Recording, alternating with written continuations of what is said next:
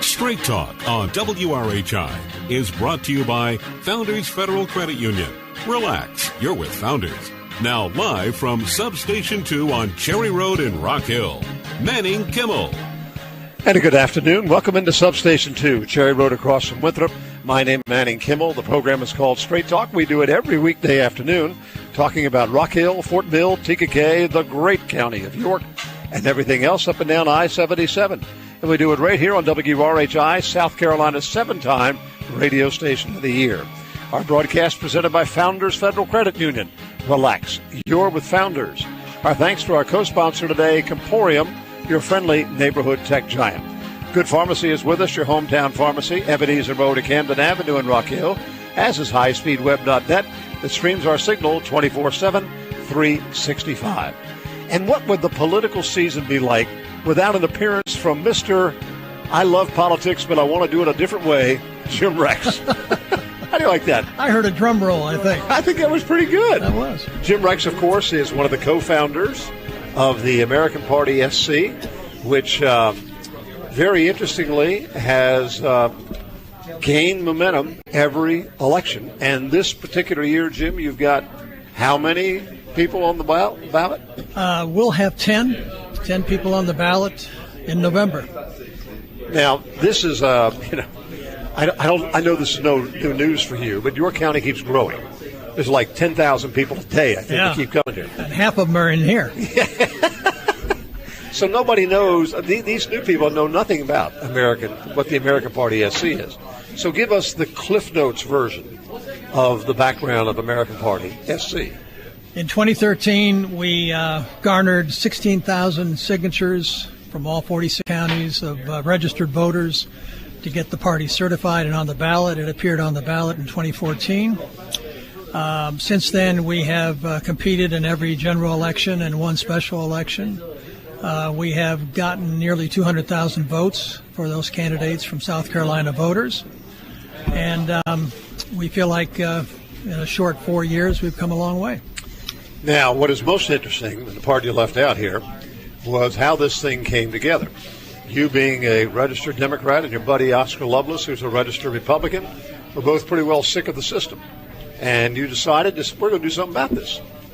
Well, the more you learn about the system, especially if you're inside of it, I don't know how you can help not be sickened by it.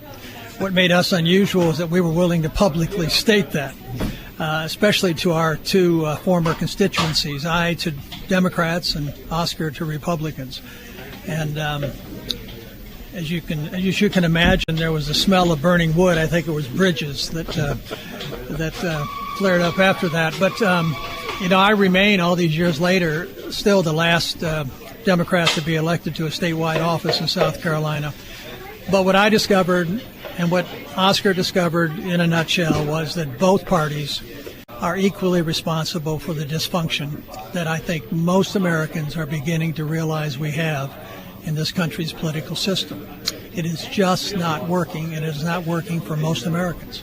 How can anybody not realize that the system isn't working? I mean, we have been just totally dysfunctional. Well, let's see, we had 8 years under a Democratic president. The Republicans made it dysfunctional, and now we have a Republican president, and the Democrats are making it dysfunctional. So we got 10 years. Right. And, that cycle is as predictable as the phases of the moon or the tides. Democrats come in power, and then after an election cycle or two, Republicans come in power. And then after another election or cycle or two, the opposite. So this gridlock, this division, it's not, I don't think it's that we don't realize something is seriously wrong. I think the problem is who to blame for that. And the tribalism that these two parties have created have convinced too many Americans, not all of us by any means, but too many of us, that the other tribe is to blame.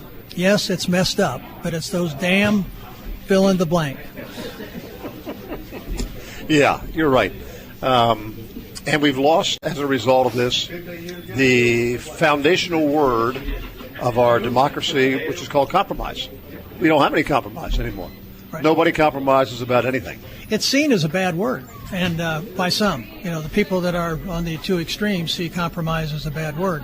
I think a better word is problem solving. I mean, that's really what we're talking about. If we sit at a table here today, or the people in this restaurant, and you give us an issue or a problem, most of us will try to figure out a way to make it better, to bring about improvement. Maybe not perfection, but some kind of movement. We won't divide ourselves on one side of the room versus the other and yell at each other.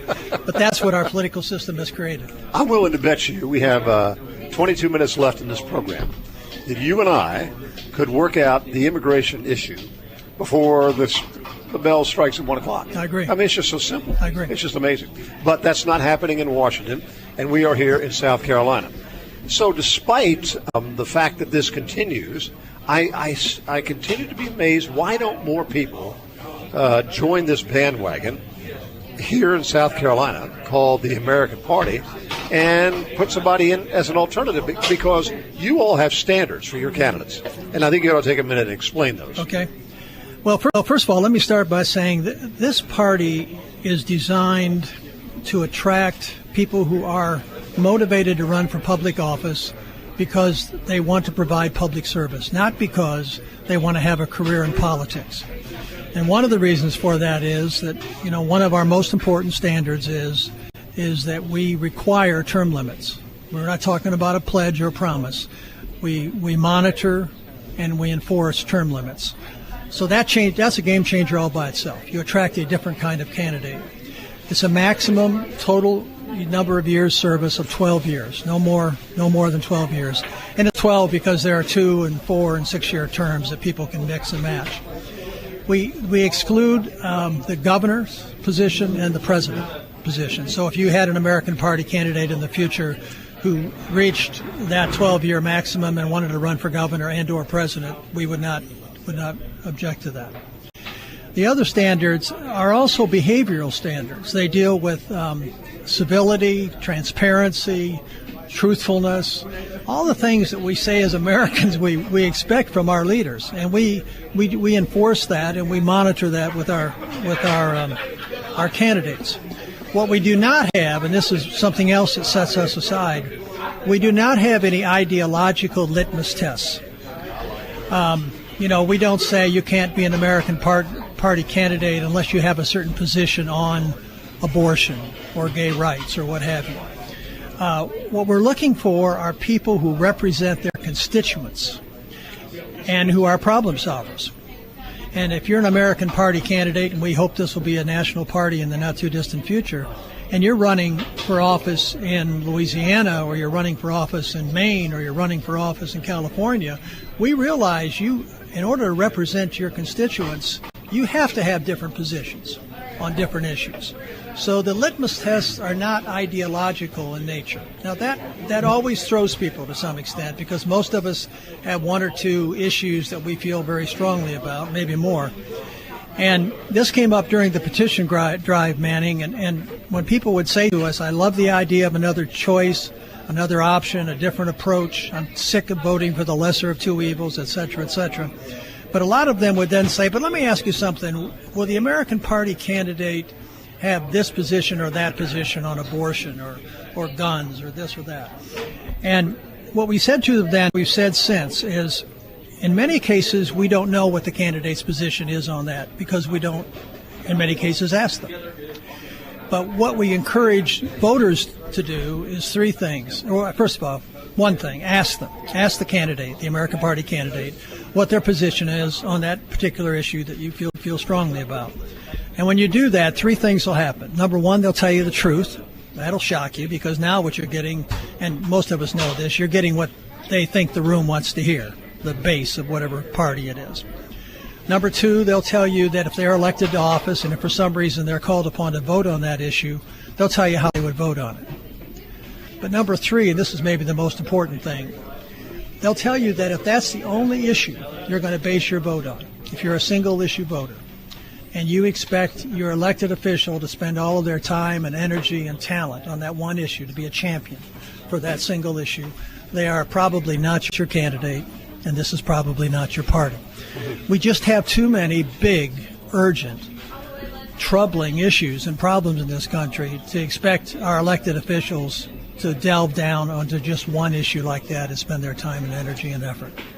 I guess it all boils down to that you want candidates who are willing to listen and have an open mind. Exactly. I mean, you could sit here and pick an issue. Pick an issue. I don't care what it is. Do you really know both sides of that issue without sitting down and talking to somebody who represents the other side as well as somebody who may represent your side but has more in-depth knowledge? We don't. We got all these sound bites all over the media that make us think we understand these issues, but we really don't understand them. We don't, and one of your comments just now was really, I think, telling, and we say this all the time, your side or that side. And, the parties historically have presented themselves as having some type of ideological base. That's phony baloney. They don't. And all you have to do is see a group of candidates in a primary, all running in the same party, answer differently questions regarding issues.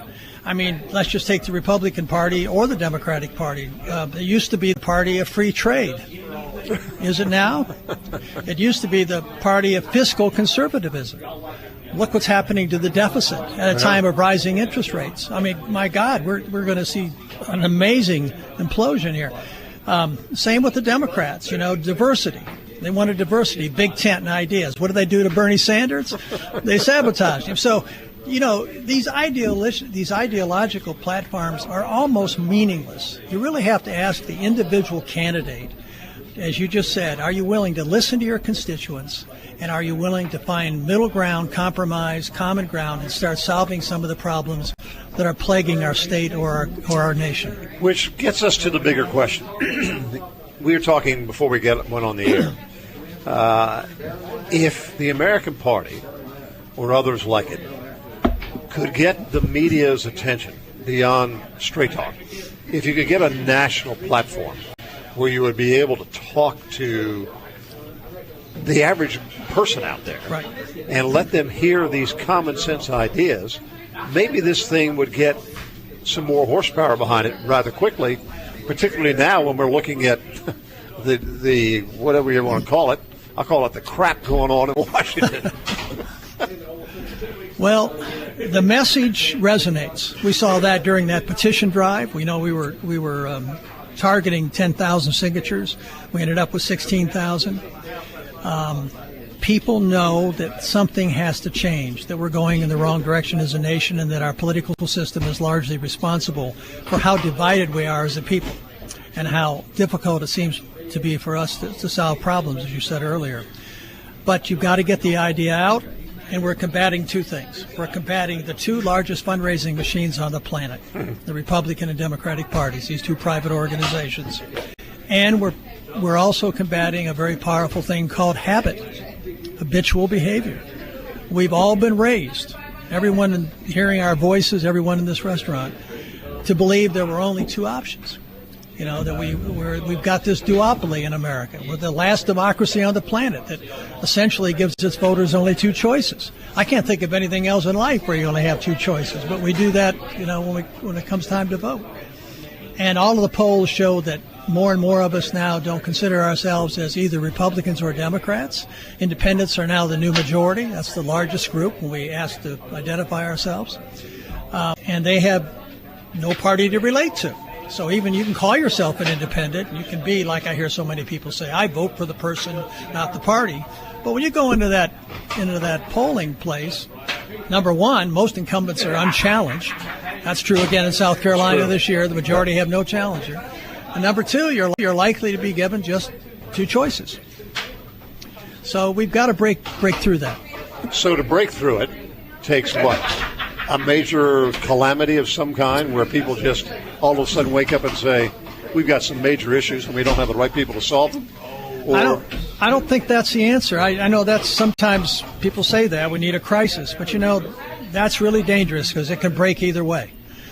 Germany had some crises too, and did things get better as a result of that? So that's a risky way to do it, even discounting all the pain and misery that would be associated with it. I think it's education. Of course, that's my background, but I think it's what we're doing right now. It's getting people to think about another approach. We do it in the private sector all the time. I mean, we have all these disruptors that come in. Uber changes transportation. Tesla is probably going to change transportation. But in this one area, we've gotten so tribalized. And you probably have heard the stories I have and your listeners have about people who have lost friendships over discussing politics recently, or lost relationships in their family even. So it's gotten to a point where it's very hard for us to listen to one another and to entertain different ideas and approaches. So with that happy note, we're going to take our mid-program break. Remind you that you are listening to Straight Talk live from Substation 2, Cherry Road across from Winthrop, pardon me, presented by Founders Federal Credit Union. Relax, you're with Founders. Our thanks to our co-sponsor today, Comporium, your friendly neighborhood tech giant. And, of course, we broadcast live every day from Substation 2, Cherry Road across from Winthrop, where we make and present whatever fresh subs and salads 7 days a week. And there's only one way to do that, and that's the Substation 2 way. Jim Rex knows it. Here we go. Slice, slice, slice. Garden, garden, garden. We got it. Back after these words. News, politics, and stories that matter to you. Straight Talk. Hey, Alex, what's been added to the Substation 2 menu that smells so good? It's Substation 2's new thick slice bacon. Add it to any sandwich and you're going to get an exciting new taste. Bacon makes everything better. Slice, slice, slice. Garden, garden, garden. Substation 2, Cherry Road across from Winthrop. Now served by Dr. Pepper. Good Pharmacy, taking care of families for 4 generations. This is pharmacist Kia Hicklin. We have 6 pharmacists that are knowledgeable, friendly, and ready to get to know your family and their needs. My mom loves Good Pharmacy. Ebenezer Road at Camden Avenue, Rock Hill. Trying to find your happy place? Look no further than Founders Federal Credit Union. Whether you need a quick getaway or a relaxing stay at a beach resort, a vacation loan from Founders can make it happen. With great terms and a low rate, you can focus more on spending time with your family and less on your budget. Apply online at foundersfcu.com/vacation, by phone at 800-845-1614, or at one of our convenient locations. Not a Founders member? Visit RelaxJoinFounders.com to see if you qualify for membership. Founders Federal Credit Union is federally insured by NCUA. Hey, Alex, what makes Substation 2's roast beef so popular? That's easy. Our roast beef is just like our ham and turkey. All natural, no additives or nitrates, 98% fat-free, just beef, salt, and pepper. Fresh meats, cheeses, and produce every day. Substation 2, Cherry Road across from Winthrop. Now serving Diet Dr. Pepper. Straight Talk continues now on WRHI. Brought to you by Founders Federal Credit Union. Relax, you're with Founders. And back we are here. It's Substation 2, Cherry Road across from Winthrop. Jim Rex with the American Party is with us today. And Jim, you've had your convention, right? You got your candidates. And why don't you run down for us this slate of 10 candidates that you have running here in the fall? You've avoided primaries, right? Yeah, we use a nomination process at a convention. The only 2 parties in the state that use primaries are the Republican and Democratic. Every other party uses a convention process, which has lots of advantages. I won't take the time to go into them, but especially for the candidates themselves. It's a lot less expensive than a primary. There are no filing fees. It encourages an average, typical person to think about running for office. Sure. Okay, so we have 2 statewide candidates, statewide offices. Actually, it's 3 because the lieutenant governor this year is running with the governor. Right. So we have a candidate for governor and a candidate for lieutenant governor. We also have a candidate for state treasurer. I'll mention who they are in a minute.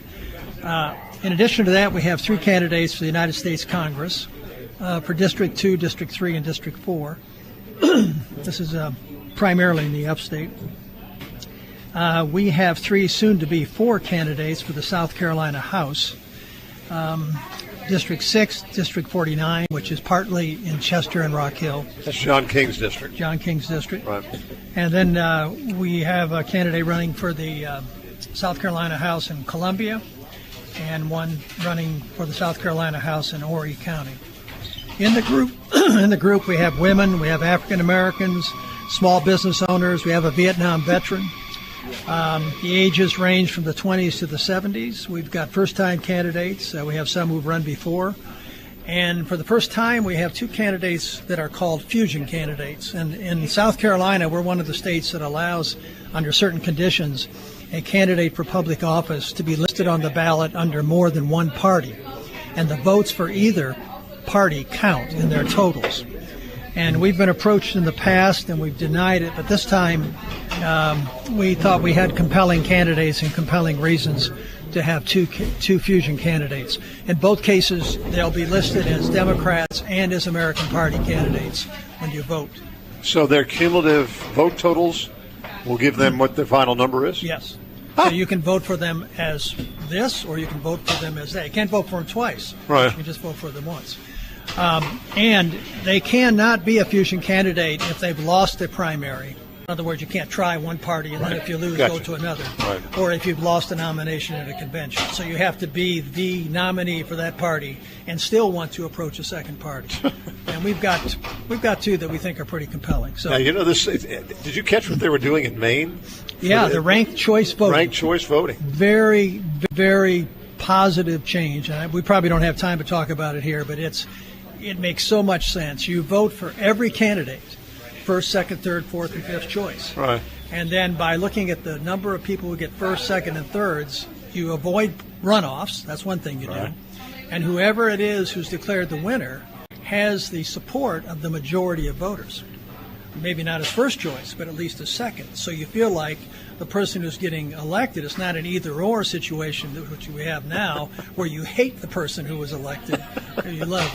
So they do a cumulative vote total. Exactly. And a lot of other countries do that. A lot of cities have used that for years. And we actually use it in South Carolina, that approach, for our overseas military service personnel who vote by absentee ballot. Right. Because of the time lags, they can't participate in a primary. Right. So they rank the candidates. And that then counts if there's a primary the next time around. Amazing. So there's a lot of things in the wind right now in terms of change. Now, speaking of that, we want to give the website because all the candidates, their names, their backgrounds, everything is on the website. Which is correct. That's correct. That's American Party SC for South Carolina.com. All right, very simple. So we'll encourage people to go do that and find out who these people are. Now, you've also gotten this effort. This movement to try to come up with a third choice is getting some traction because you've had some recent conversations with people you didn't even know existed a few months ago. That's right. When we started this party, Manning, we bought the domain rights for American Party for all 50 states. So this is American Party SC, but we have it for American Party GA and AL and CO and every other state. Because the intent always was to come up with a compelling idea that would have national attraction. In the last 2 months, we've been contacted by two groups, both who happen to be headquartered in Denver, Colorado. One is called Unite America, and this is a group from all over the country who are trying to come up with ways to change the political system, improve it. And another group called Serve America Movement, acronym SAM, S-A-M. And both of these are new organizations. The last one, SAM, was started in March. A bunch of young millennials in that group. I've talked with them by phone. Anyway, we've been invited to go out to Colorado, and we'll be doing that in mid-August. Both of these groups are exploring the possibility of creating a new party, a third party, a different approach to politics. Both of them stumbled upon the American Party. I've sent them our bylaws. They like what we've accomplished in 4 years in South Carolina and are interested in looking at whether or not they want to help us make this a national party. Wow. So we're excited by it. We'll see what happens. Good for you. Wonderful. So it seems to me at this point, if we found some, a well-heeled individual out there who was not right or left, but just saw the issue as we've been discussing it here, who had plenty of excess capital to put into something, you might be able to, boom, all of a sudden make this thing really take off. True? I think it's irrefutable. I think this idea or something like it, I'm not saying this is perfection yet. It's not finalized. It's a work in progress. But I think this general approach, the term limits, public service, transparency, centrist problem solving, compromise, getting things done. There's a theory out there. It's a great one. It's called the fulcrum strategy, fulcrum. Okay, you know what a fulcrum is. It's a balance. Okay. Sure.